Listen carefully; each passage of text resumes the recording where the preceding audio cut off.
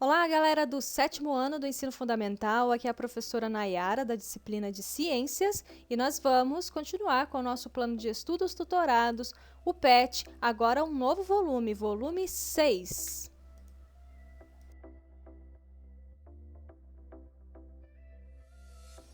Iniciando a semana 2 com o tema Reino Monera, e esse conteúdo você encontra nas páginas 36 a 39 do PET, volume 6. Então, quando nós estudamos classificação dos seres vivos, nós vimos que existem 5 grandes reinos, que agrupam os seres vivos. Esses reinos são o reino Monera, o reino Protoctista, o reino Fungi, o reino Planta e o reino Animalia. Hoje nós vamos falar do reino Monera. Os organismos pertencentes ao reino Monera são seres unicelulares, que possuem apenas uma única célula, e procariontes, ou seja, as suas células não possuem núcleo celular delimitado por membrana, sendo assim o seu material genético está disperso no citoplasma. Então, as células das bactérias, dos procariontes, não possuem núcleo celular. E os seus representantes são as bactérias e as árqueas, anteriormente chamadas de arqueobactérias. A classificação desses seres procariontes mudou ao longo do tempo. Os estudos recentes mostram que as árqueas estão mais relacionadas evolutivamente aos organismos eucariontes do que as bactérias. Então, tanto bactérias como arqueobactérias são organismos unicelulares, procarióticos, procariontes. Só que a diferença entre bactérias e árqueas são algumas diferenças no seu material genético, levando em consideração questões evolutivas. Então, notou-se, descobriu-se que as árqueas elas possuem uma relação mais próxima dos organismos eucariontes do que as bactérias. Então, existem algumas diferenças entre esses dois organismos, por isso que eles foram separados então entre bactérias e árqueas. Vamos falar das árqueas. As árqueas, antigamente chamadas de arqueobactérias, assim como as bactérias, são organismos procariontes, sem núcleo. Muitas árqueas são consideradas organismos extremófilos, ou seja, que se desenvolvem apenas em ambientes extremos, com altíssimas ou baixíssimas temperaturas, com níveis de acidez muito altos ou muito baixos, locais onde outros organismos não se desenvolveriam, as árqueas conseguem se desenvolver, então por isso são chamadas de extremófilos, algumas espécies. Os organismos extremófilos são aqueles que vivem bem em ambientes extremos, como pântanos, onde há baixa disponibilidade de oxigênio, salinas, onde existe grande concentração de sais, e poças de origem vulcânica, onde há temperatura muito alta. Então, algumas árqueas são consideradas organismos extremófilos, mas também existem espécies que vivem em ambientes moderados. Agora, as bactérias. As bactérias, do grego bastão, bactéria significa bastão, são micro-organismos procariontes e unicelulares encontrados em todos os ecossistemas da Terra e de grande importância para a saúde, para o ambiente e para a economia. Ocorrem em praticamente todos os ambientes, no mar, na água doce, no solo, no ar, nos materiais em decomposição, no exterior e no interior de quase todos os seres vivos. Elas podem viver isoladamente ou construir agrupamentos coloniais, colônias de bactérias.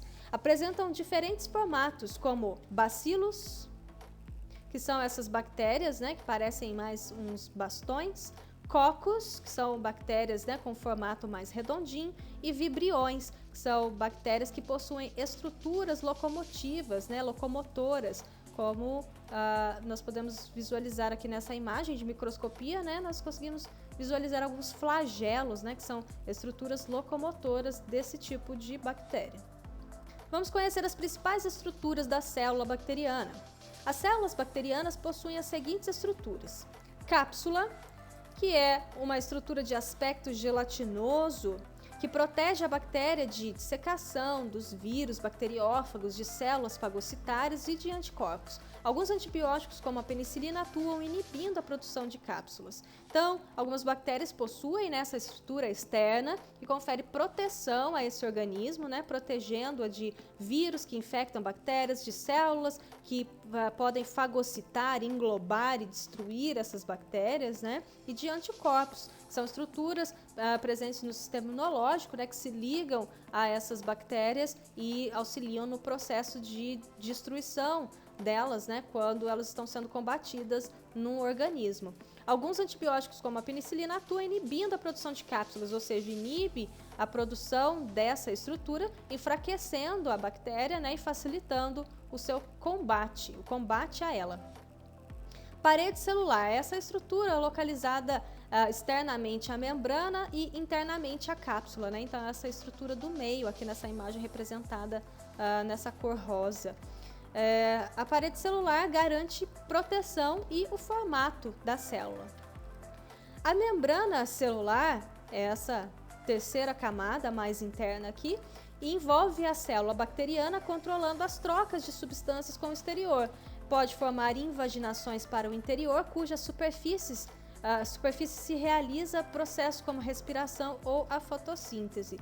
Então, é a membrana plasmática que permite, né, a passagem de substâncias do interior para o exterior da célula e do exterior para o interior da célula. Plasmídios são moléculas menores de DNA em formato circular que possuem genes que não são essenciais para a sobrevivência da bactéria. Mas esses plasmídios auxiliam no momento da reprodução, né, quando há troca de DNA entre duas bactérias. Ribossomos são pequenos corpos granulares, né, alguns consideram organelas, onde ocorre a síntese de proteína. Então, são estruturas, né, que sintetizam, que produzem proteínas necessárias à sobrevivência da bactéria. Flagelo. Flagelos são estruturas locomotoras, né, formadas principalmente por uma proteína denominada flagelina. Então, o flagelo auxilia, né, na locomoção de algumas bactérias. Então, esse flagelo ele é movimentado, né, e esse movimento intenso faz com que essa bactéria se locomova. Uma outra estrutura que também possui flagelo, mas que não é uma bactéria, são os espermatozoides, né, que são células reprodutivas e possuem também flagelos.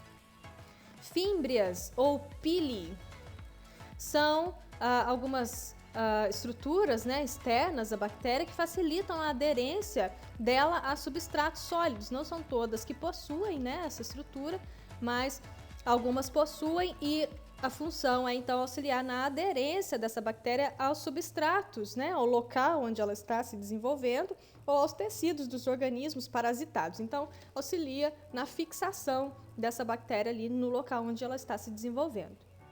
Vamos falar agora da reprodução das bactérias. As bactérias podem se reproduzir tanto de forma sexuada quanto de forma assexuada. A forma assexuada, né, quando não há troca de material genético, é o que mais prevalece entre esses organismos. Então, algumas bactérias se reproduzem por um processo assexuado chamado de divisão binária, também conhecido como bipartição. Consiste na divisão de um indivíduo, né, de uma bactéria, dando origem a outro idêntico. Então, aqui nós temos um esquema, né, numa imagem da divisão binária. Então, uma bactéria, ela se prepara, se divide e dá origem a outro organismo idêntico, geneticamente idêntico, né? Então, são processos de divisão onde não há troca de material genético com um outro organismo, portanto, uma reprodução assexuada. Mas algumas espécies também conseguem se dividir utilizando processos sexuais, né? Processos sexuados com a troca de material genético, e é chamado de conjugação, onde duas células se unem por uma fina ponte citoplasmática, podendo trocar DNA, o que resulta em maior variabilidade genética. Então, aqui nessa imagem nós temos a representação, né, de um processo de conjugação, onde duas bactérias se aproximam e formado aqui uma ponte citoplasmática, né, de contato entre as duas, e através dessa ponte são trocados fragmentos de DNA, né, e a partir daqui, cada uma dessas células, dessas bactérias que trocaram DNA, vão se dividir, né, através da divisão binária, só que o organismo que surgir a partir dessa divisão, agora não será mais um organismo idêntico, né, como aqui nesse primeiro processo, porque houve troca de material genético, então o próximo organismo que se originar daqui, né, ele não será idêntico à célula-mãe, pois ele terá alguns genes diferentes, alguns genes que foram herdados e recombinados, né, no processo de divisão. Então, isso faz com que haja uma maior variabilidade genética, ou seja, diferentes características, né? Diferentes genes estarão envolvidos naquele processo, portanto, os organismos que se originarão a partir daquele processo terão diferentes tipos de genes, diferentes características. Vamos falar da forma de alimentação das bactérias.